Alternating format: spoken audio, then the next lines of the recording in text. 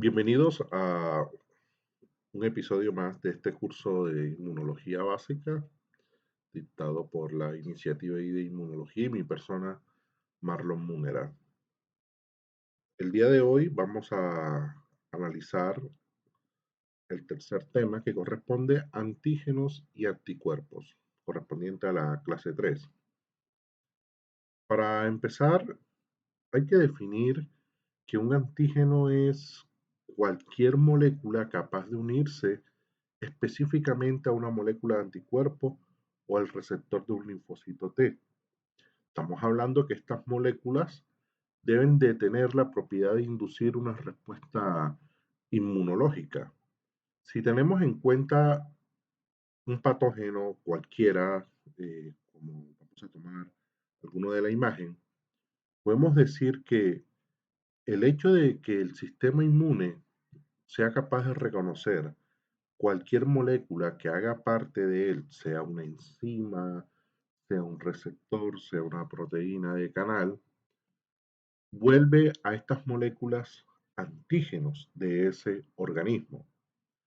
Y que básicamente un organismo como tal, un patógeno en este caso, puede tener múltiples antígenos y esto va a determinar en parte la capacidad que tiene ese patógeno de activar el sistema inmunológico. Hay que también tener en cuenta que un antígeno puede ser de origen proteico, puede ser un carbohidrato, puede ser un lípido unido a otra molécula.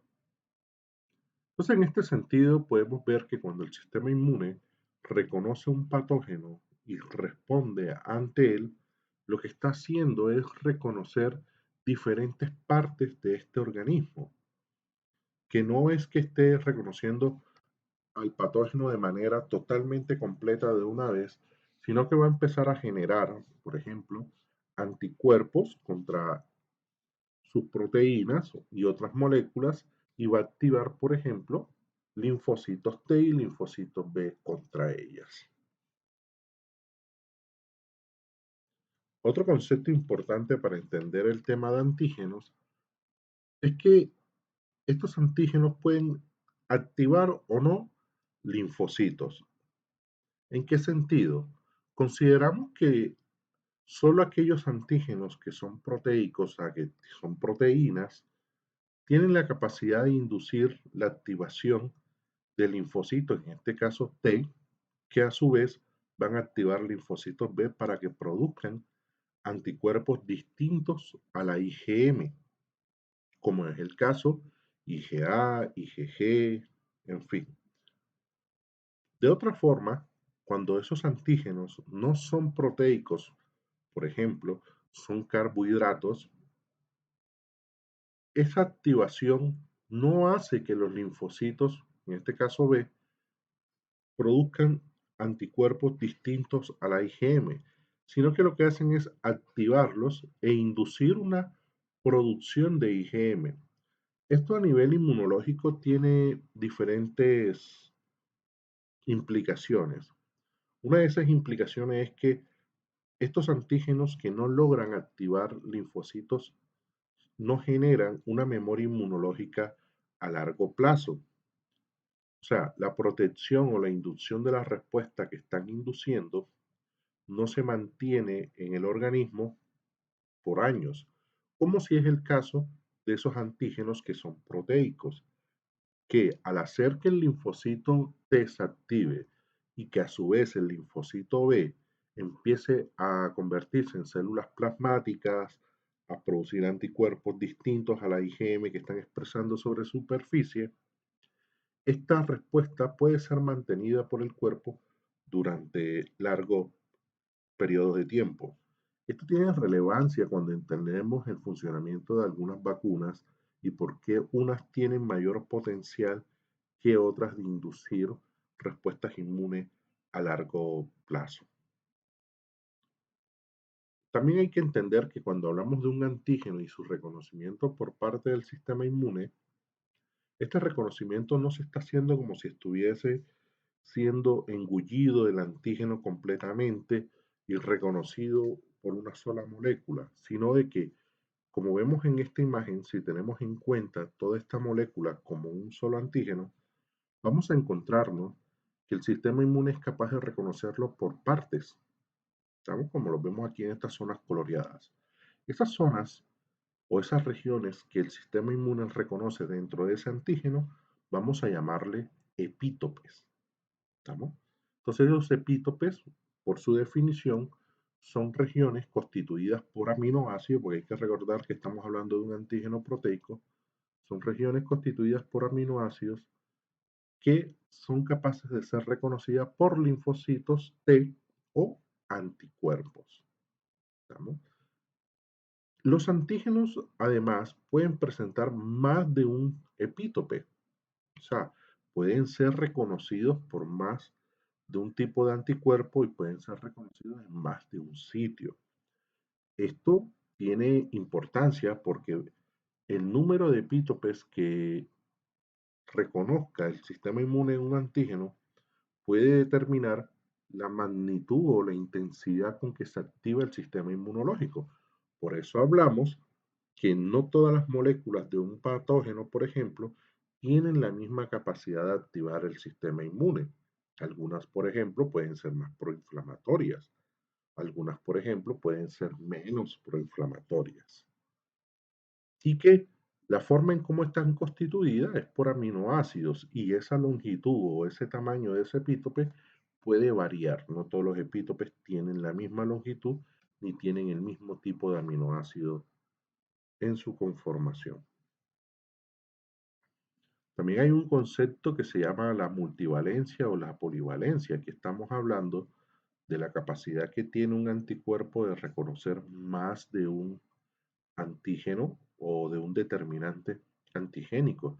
Estos son anticuerpos que van a ser favorecidos por tener una avidez. Cuando hablamos de avidez se refiere a la fuerza de interacción. En este caso, la fuerza de interacción puede ser más alta y la capacidad de bloqueo que pueda generar el anticuerpo por ese antígeno es muy importante. También hay que entender que cuando esos antígenos son reconocidos por los anticuerpos, el anticuerpo lo que está haciendo es reconocer al menos uno de esos epítopes y que esta unión, este reconocimiento, se da por medio de enlaces que son totalmente reversibles, porque son uniones no covalentes. Esto tiene importancia porque le permite al sistema inmune varias cosas muy necesarias para su mantenimiento. Una de esas razones es que cuando el anticuerpo ha logrado unirse a un antígeno y este es fagocitado, el sistema inmune puede desprender fácilmente el anticuerpo del antígeno, recuperar el anticuerpo y secretarlo nuevamente a la circulación. Esto le brindará al sistema inmune la capacidad de seguir manteniendo los anticuerpos por mucho más tiempo. Dos, no gastar energía produciendo nuevos anticuerpos. Tercero, la memoria inmunológica se va a extender. Cuarto, va a seguir utilizando un anticuerpo que ya mostró capacidad de reconocer y de bloquear patógenos. Entonces, las ventajas que tiene es que esta unión sea no covalente es muy importante. Ahora, hay que decir que un anticuerpo entre mayor afinidad tenga, significa que esta unión es cada vez más fuerte. Esto también va a tener una repercusión en que cuando ese anticuerpo se una a su respectivo receptor, por ejemplo, si es un anticuerpo de clase IgG4 y se une a su receptor es Fc gamma R2b, puede desactivar o puede activar con mayor fuerza la población celular. O si en el caso que estamos hablando de un anticuerpo IgE, entre mayor sea la afinidad de ese anticuerpo por su antígeno, al momento de reconocerlo, puede tener mayor capacidad de activar basófilos, linfocitos B, mastocitos, entre otras células. Entonces, estos epítopes pueden ser entendidos de distintas maneras. Una es desde la forma celular. ¿Qué significa esto? Estas regiones antigénicas o epítopes, cuando son reconocidos por anticuerpos, las llamamos epítopes B. Cuando son reconocidos por cuando son reconocidos por linfocitos T, se conocen como epítopes T. ¿Ok? Entonces aquí la diferencia es simplemente a nivel celular, pero también hay una categorización para poderlos estudiar y es desde el punto de vista estructural. Y es que los epítopes pueden ser lineales o discontinuos o también llamados conformacionales o continuos. Vamos a analizar este concepto. Ya les he mencionado que esos epítopes, como estamos hablando de un antígeno proteico, están formados por aminoácidos. Pero veamos este concepto. Este epítope está conformado por una lisina que está en la posición 21, por una glicina que está en la posición 30. Ya aquí nos estamos dando cuenta que ambos aminoácidos no están en cercanía, uno siguiendo al otro. O sea, en la secuencia lineal de la proteína están muy distintos, están separados por 9 posiciones. La cosa se pone peor. Hay una leucina, perdón, en la posición 50, una metionina en la posición 53 y un triptófano en la posición 55. ¿Qué sucede? Que aunque estén separados en la secuencia lineal, cuando la proteína se pliega, quedan tan cercanos en el espacio que forman un epítope.